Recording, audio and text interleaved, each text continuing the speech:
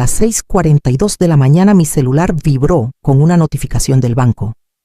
Parpadeé todavía medio dormida, pensando que sería uno de esos mensajes automáticos de rutina. Pero el número en la pantalla me hizo dar un brinco con el corazón latiendo como tambor. Más de 500,000 pesos en compras, en solo 3 días. Me senté en la cama del cuarto de repente, demasiado quieto. Lo primero que pensé fue fraude, tal vez un hacker. Pero al abrir la lista de transacciones, los cargos no eran precisamente discretos. Un enganche en una agencia de autos local, una tienda de bicicletas de lujo, una boutique para bebés y un servicio de entregas a domicilio que sabía que Mariana usaba cada semana. Subí la pantalla y fijé la mirada en el número de cuenta. Era la tarjeta dorada secundaria, la que le había dado temporalmente a mi nuera. No sé cuánto tiempo me quedé ahí solo, respirando solo, mirando. La luz de la mañana que entraba por las persianas no calentaba el frío que me recorría. Llamé a su celular, contestó al tercer timbrazo. «Oye», Clara dijo con una voz demasiado alegre para la hora. «¿Todo bien?» «Acabo de recibir una notificación del banco», dije manteniendo la calma. «La tarjeta dorada está al límite. ¿Pasó algo?»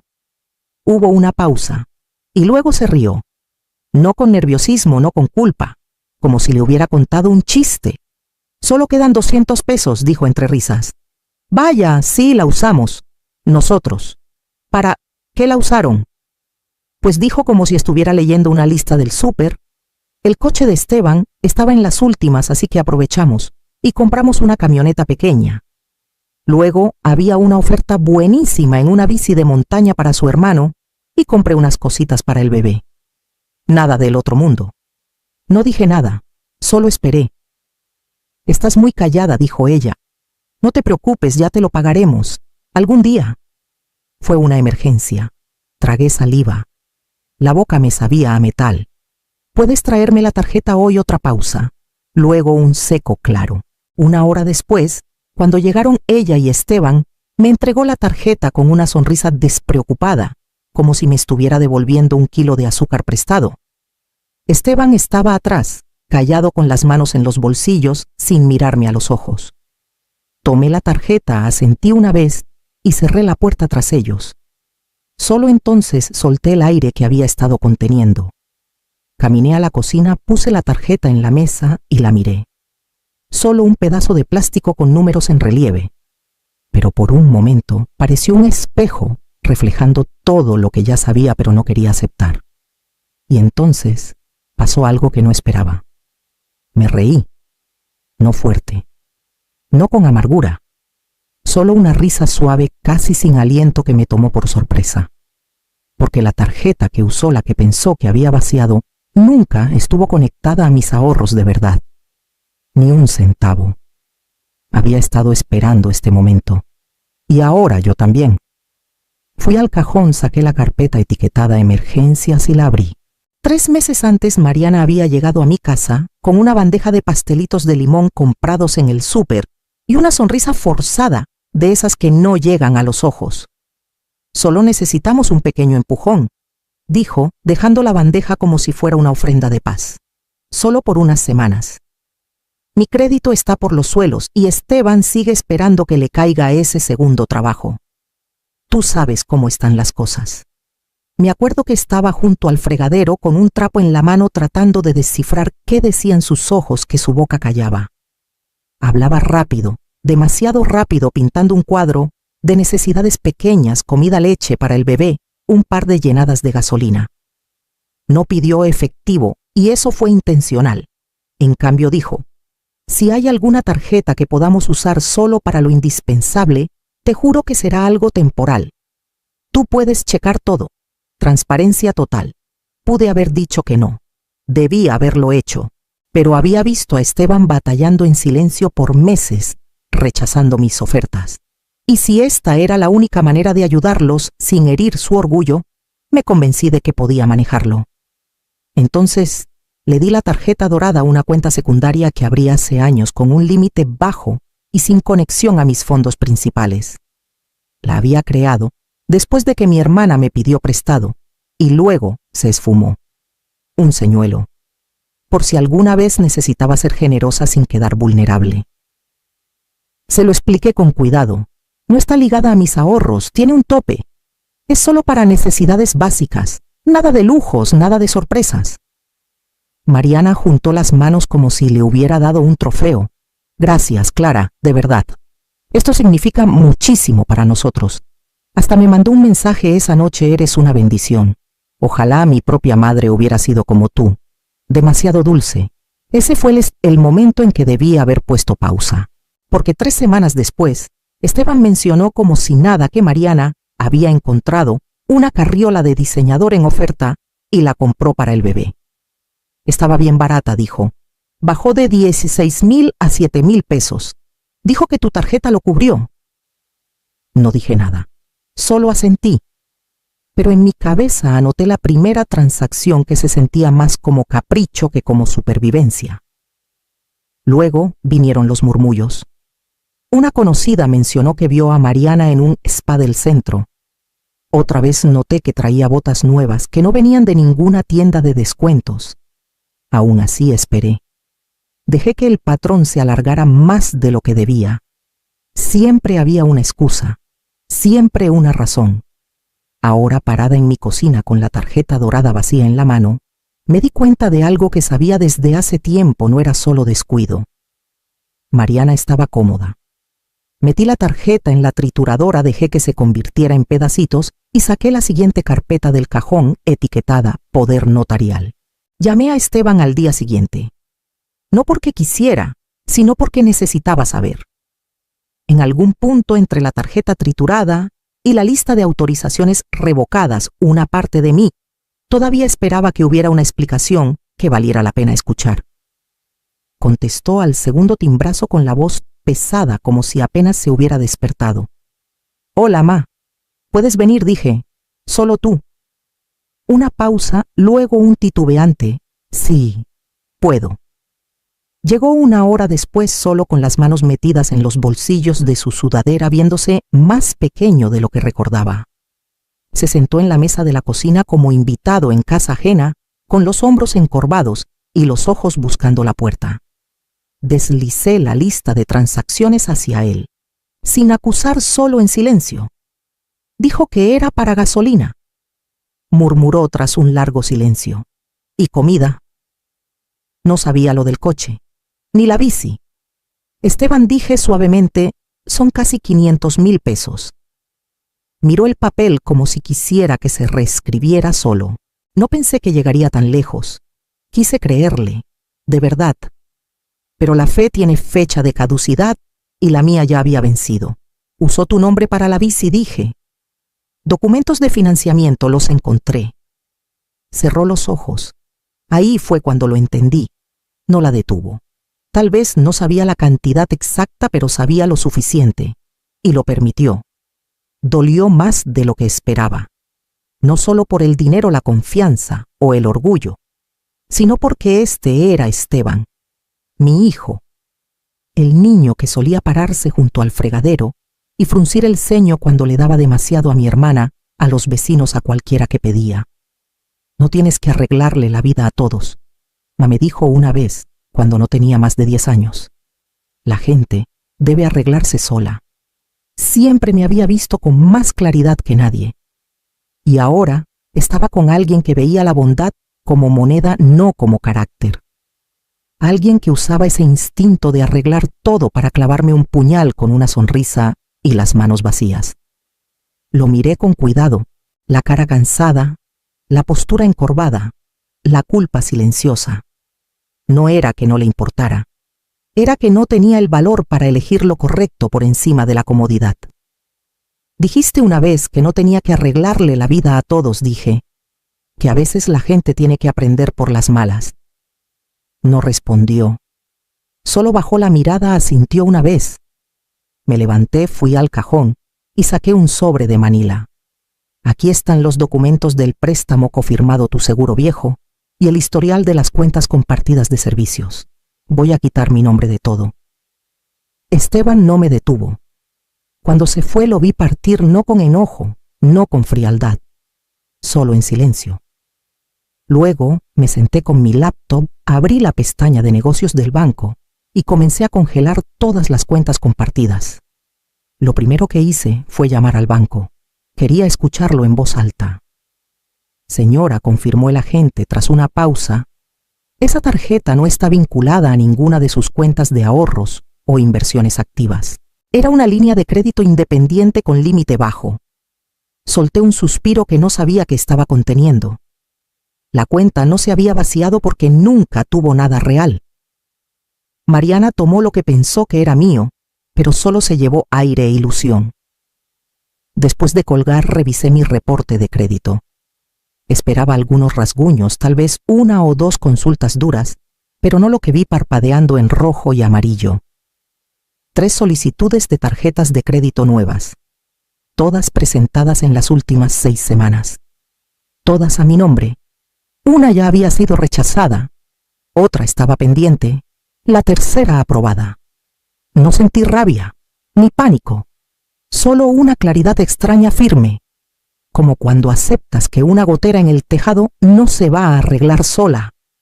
Presenté los reportes de fraude, adjunté copias de mi identificación, firmé los formularios, envié documentos notariados. No llamé a Esteban, no le escribí a Mariana, solo documenté todo. Después tomé una libreta amarilla y comencé a listar cada hilo compartido que aún nos conectaba.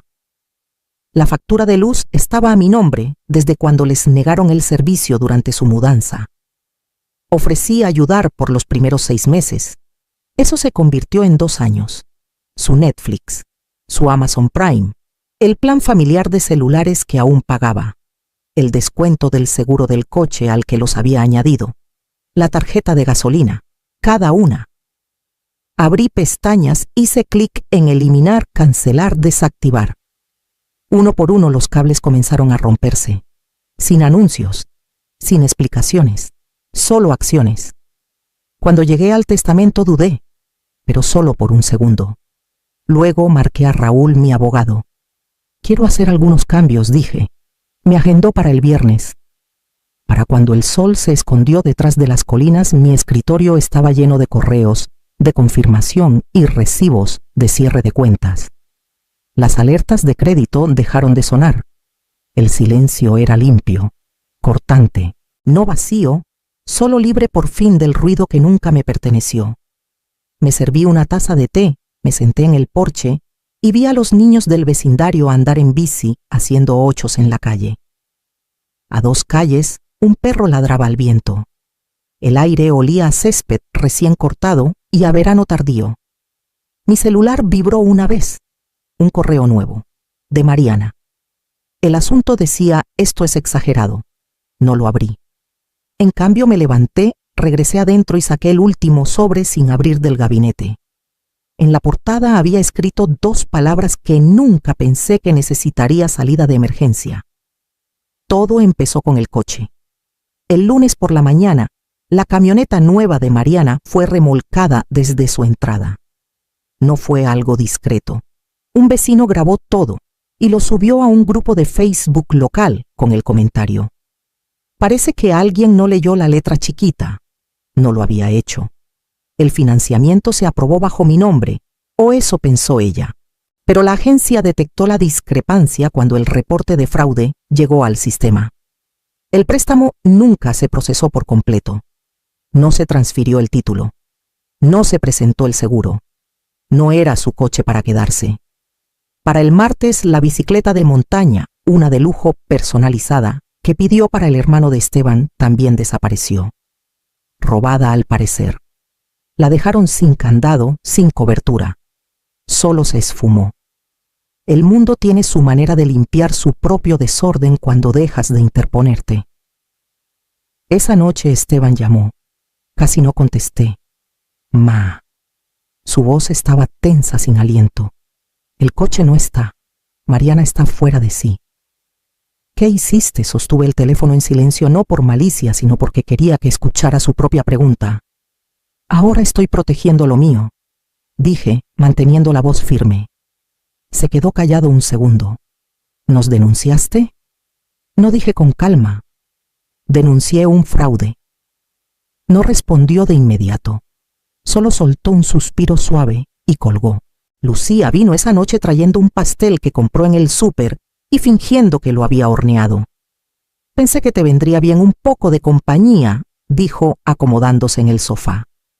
Escuchó mientras le conté la última semana paso a paso, sin drama, solo hechos. No me interrumpió ni una vez. Cuando terminé, tomó su copa de vino y dijo: «Bueno, por fin cerraste la cuenta abierta». Sonreí ante eso. No mucho, solo lo suficiente. Por años llevé un registro mental de lo que di, lo que toleré, lo que dejé pasar por mantener la paz. Y ahora el saldo estaba en cero. No porque me pagaran, sino porque dejé de prestarles partes de mí que nunca se ganaron. Lucía se quedó hasta que la luna estaba alta y el pastel a medio comer. Cuando se fue me abrazó fuerte, me miró a los ojos y dijo: «No lo pienses dos veces». Asentí de verdad. Esa noche dormí sin revisar mi celular ni una vez, sin alertas, sin mensajes, solo el zumbido del ventilador de techo y el ritmo lento de mi propia respiración. Por la mañana abrí la puerta principal y encontré una carta debajo del tapete. La letra era inconfundiblemente de Esteban. Pulcra, cuidadosa, casi de disculpa. La levanté, le di la vuelta una vez y la llevé a la mesa de la cocina sin abrirla. Me serví una taza de café, puse la carta a mi lado y esperé el golpe que sabía que vendría. El golpe llegó a las 9:12 de la mañana. No contesté de inmediato. Me tomé mi tiempo sirviendo una segunda taza de café, dejando que la tetera silbara lo suficiente para marcar mi punto. Cuando abrí la puerta, Mariana ya estaba dando vueltas en el porche caminando en círculos apretados. Esteban estaba atrás con los brazos cruzados, la mandíbula tensa. Ella entró empujándome antes de que pudiera hablar. «Nos arruinaste», dijo con la voz temblorosa, los ojos ya vidriosos. Por un malentendido, Esteban no me miró. Su mirada estaba fija en el suelo. Cerré la puerta detrás de ellos y me apoyé en ella. Mariana siguió. «El coche se lo llevaron, la bici, no está a nuestro crédito, está por los suelos. No podemos sacar un préstamo, ni siquiera pedir un nuevo arrendamiento. El jefe de Esteban preguntó por qué está en una lista de vigilancia por fraude. ¿Tienes idea de lo que has hecho?». Esperé hasta que se quedó sin aire. No dije. No fue por un malentendido. Fue por años de pequeños cortes que finalmente sentí. Parpadeó. «¿Qué significa eso?».